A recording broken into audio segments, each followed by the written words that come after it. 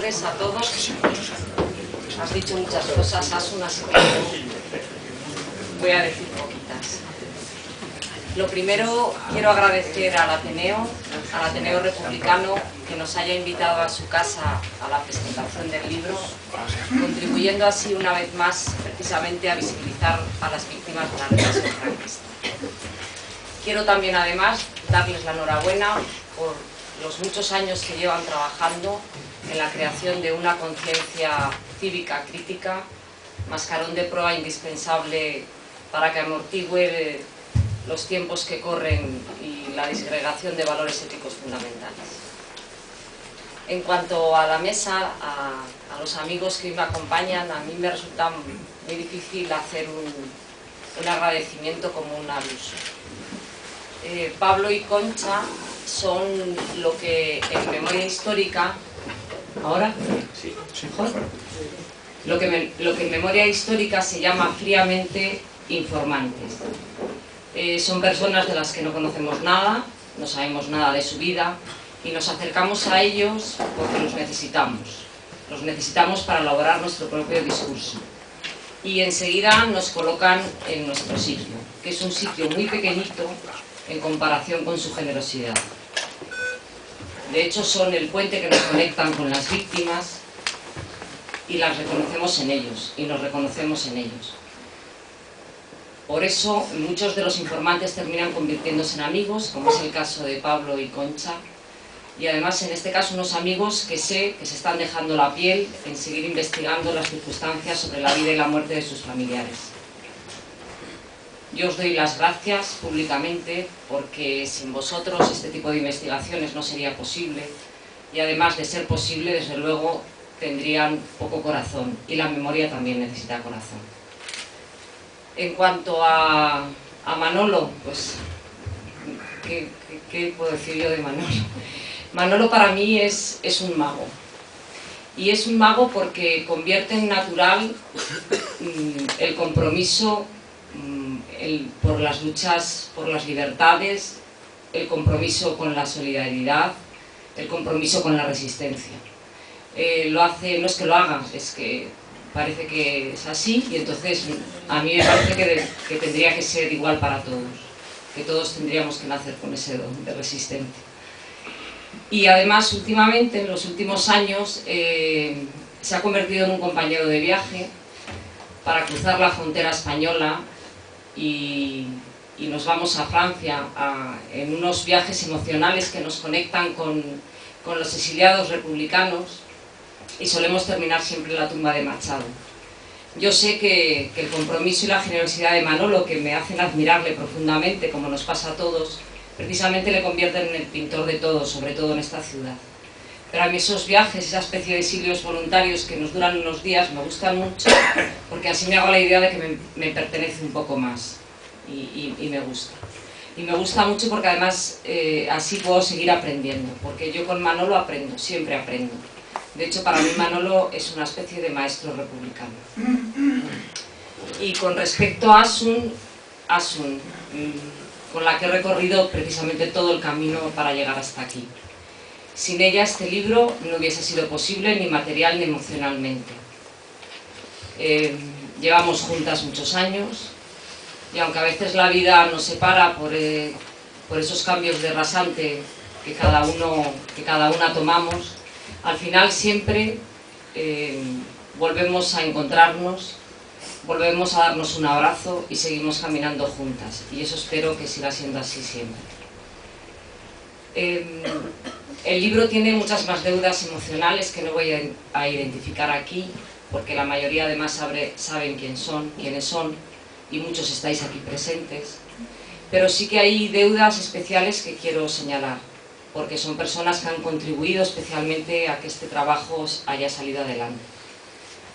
Personas como Miriam y Patri, del colectivo Contra el Olvido, personas como Mar Casado y Paco Redondo, que están aquí presentes, de nuestra época de la RMH de Valladolid, personas como Antonio Martín, que me acompañó durante muchísimos años a los archivos, y sobre todo José Mariano Rodríguez Rico, que no ha podido llegar porque vive fuera en la actualidad, Está aquí, ¿eh? ¿Ha venido? ¿Dónde estás? Ah, hola. Y pues a Josema, a mi hermano del alma, quería hacerle una mención especial, no solo por lo que ha contribuido a que este libro sea una realidad, sino a su trabajo y a su aportación generosa y entregada al movimiento memorialista de esta ciudad y también de Palencia. Con respecto al libro, voy a señalar y ir puntualizando algunas de las cosas que ha dicho Asun, sobre todo con imágenes, y tampoco me quiero alargar mucho. Sí que quiero contaros cómo nace este libro, cómo se gesta. Cuando yo trabajaba en la editorial Ámbito, publicamos en 1997 el libro de Francisco Morente, La depuración del Magisterio Nacional. A mí me impactó profundamente ese libro. Me di cuenta que desconocía todo sobre la represión franquista y por supuesto no tenía ni idea del carácter de la depuración de los docentes. Recuerdo además que en ese libro pusimos en la portada una foto de mi madre en el colegio de pequeña y del padre de mi maestro, de Julio Valdeón, de su padre, Julio Valdeón Díez, un maestro asesinado. Además, esta mención especial hacia Julio quería hacerla hoy aquí.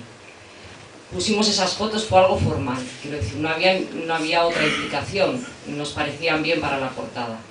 Pero yo desde aquel momento, desde que publicamos aquella obra, se encendió una luz con respecto a la depuración del magisterio.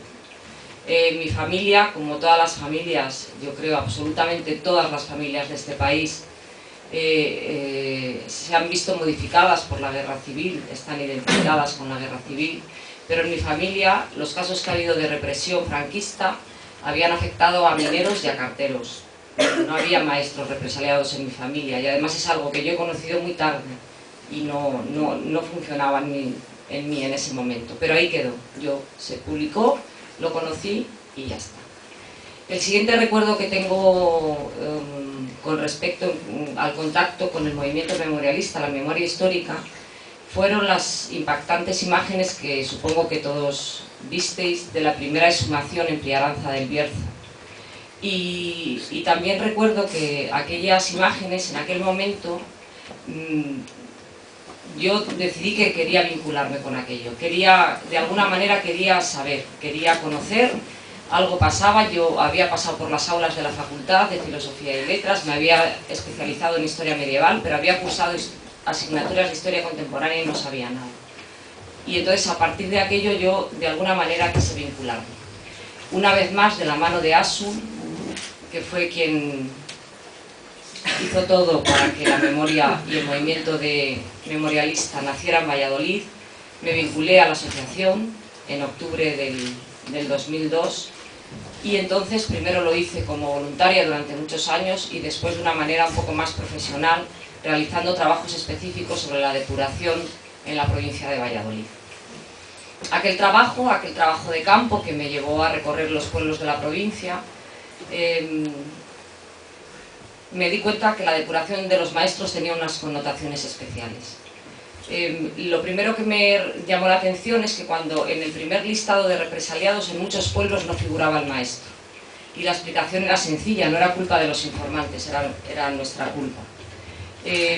Muchas veces los maestros no eran vecinos en el sentido, no eran naturales del pueblo, no habían nacido en el pueblo.